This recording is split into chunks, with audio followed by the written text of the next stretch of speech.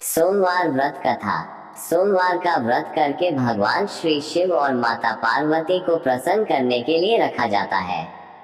इसके साथ ही जब भी सोमवार व्रत की पूजा की जाए, जब आपकी कुंडली में चंद्र ग्रह शुभ फल न दे रहा हो या दशा और अंतर्दशा में शुभ फल न दे रहा हो, तब भी सोमवार का व्रत करना लाभकारी होता है। तथा इसके साथ ही सोमवार के व्रत से कुंवारी कन्याएं मनचाहा वर प्राप्त कर सकती हैं। मानसिक समस्याओं से पीड़ित व्यक्ति के लिए सोमवार का व्रत करने से लाभ होता है। आज हम आप सभी के सामने सोमवार व्रत कथा प्रस्तुत करने जा रहे हैं। किसी शहर में एक धनी व्यापारी रहता था। उनका कारोबार दूर दूर तक फैला हुआ था। नगर के सभी लोग उस व्यापारी का बहुत सम्मान करते थे। इतना सब कुछ होने के बाद भी व्यापारी बहुत दुखी था, क्योंकि उसके कोई पुत्र नहीं था, जिसके कारण व्यवसाय के उत्तराधिकारी की चिंता उनके मरने के बाद उन्हें हमेशा सताती रहती थी। पुत्र प्राप्ति की कामना से व्यापारी प्रत्येक सोमवार को भगवान शिव का व्रत और पूजन करता था और शाम को शिव मंदिर जाकर शिव के सामने घी का दीपक जलाता था। उसकी भक्ति देखकर माता पार्वती प्रसन्न हुई और भगवान शिव से उस व्यापारी की मनोकामना पूरी करने का अनुरोध किया। भगवान शिव ने कहा, इस संसार में सभी को उसके कर्मों के अनुसार फल मिलता है। जो जीव जैसा कर्म करता है उसे वैसा ही फल मिलता है। शिव जी के बहुत समझाने पर भी माता पार्वती नहीं मानी और वे बार बार शिव जी से उस व्यापारी की इच्छा पूरी करने की गुहार लगाती रही।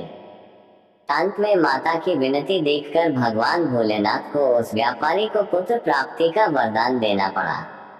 वरदान देने के बाद भोलेनाथ ने माता पार्वती से कहा, आपके अनुरोध पर मैंने पुत्र प्राप्ति का वरदान दिया है, लेकिन ये पुत्र 16 वर्ष से अधिक जीवित नहीं रहेगा। उसी रात भगवान शिव ने उस व्यापारी के सपने में दर्शन दिए और उसे पुत्र प्राप्ति का वरदान दिया और उसके पुत्र के 16 वर्ष तक जीवित रहने की बात भी बताई। भगवान के वरदान से व्यापारी खुश था, लेकिन बेटे की अल्पायु की चिंता ने उस खुशी को खत्म कर दिया। व्यापारी पहले की तरह सोमवार को भगवान शिव का व्रत करता रहा। कुछ महीनों के बाद उसके घर एक बहुत ही सुंदर बालक ने जन्म लिया। घर खुशियों से भर गया। पुत्र जन्म की रस्म बड़ी धूमधाम से मनाई गई, लेकिन व्यापारी पुत्र के जन्म से बहुत खुश नहीं था, क्योंकि वह पुत्र की अल्पायु का रहस्य जानता था। जब बेटा 12 साल का हुआ तो व्यापारी ने उसे मामा के पास पढ़ने के लिए वाराणसी भेज दिया। लड़का अपने मामा के साथ शिक्षा ग्रहण करने गया था। मामा भांजे रास्ते में जहाँ भी विश्राम के लिए रुकते वहाँ यज्ञ करते और ब्राह्मणों को भोजन कराते थे।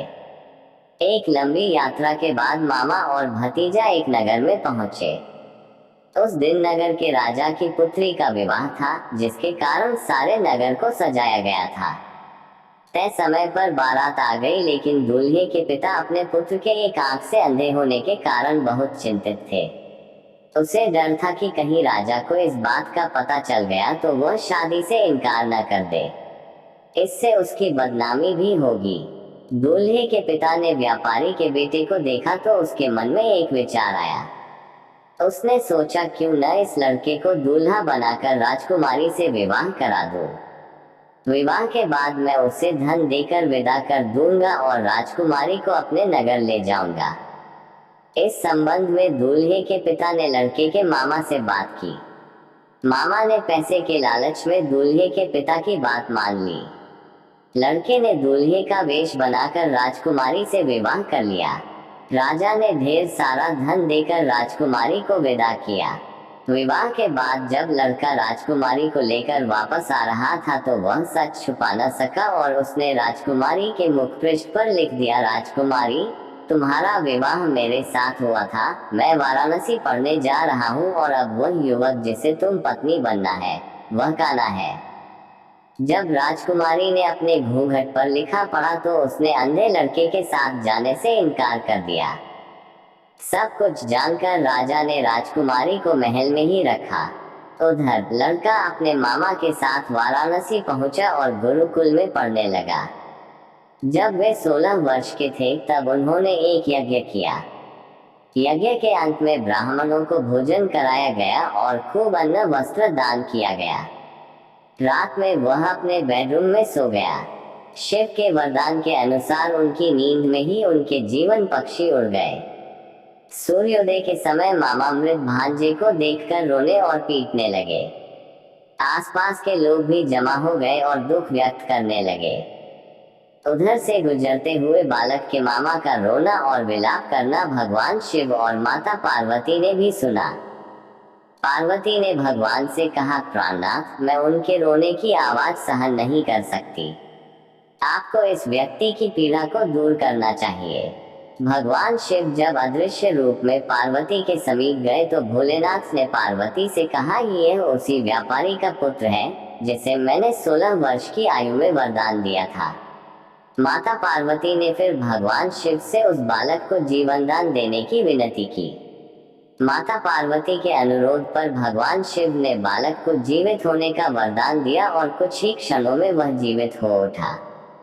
पढ़ाई पूरी करने के बाद लड़का अपने मामा के साथ अपने शहर की ओर चल पड़ा। चलते चलते दोनों उसी शहर पहुंचे जहां उन्होंने शादी की थी। उस नगर में भी यज्ञ का आयोजन किया। उधर से गुजरते हुए नगर के राजा ने यज्ञ होते देखा और लड़के और उसके मामा को तुरंत पहचान लिया।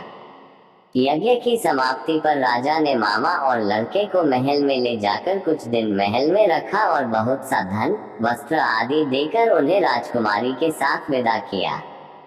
इधर व्यापारी और उसकी पत्नी भूखे प्यासे बेटे का इंतजार कर रहे थे। उन्होंने मन्नत मानी थी कि अगर उन्हें अपने बेटे की मौत की खबर मिली तो दोनों अपने प्राण त्याग देंगे, लेकिन जैसे ही उन्होंने अपने बेटे के जिंदा लौटने की खबर सुनी तो उन्हें बहुत खुशी हुई। वह अपनी पत्नी और मित्रों के साथ नगर के द्वार पर पहुंचा।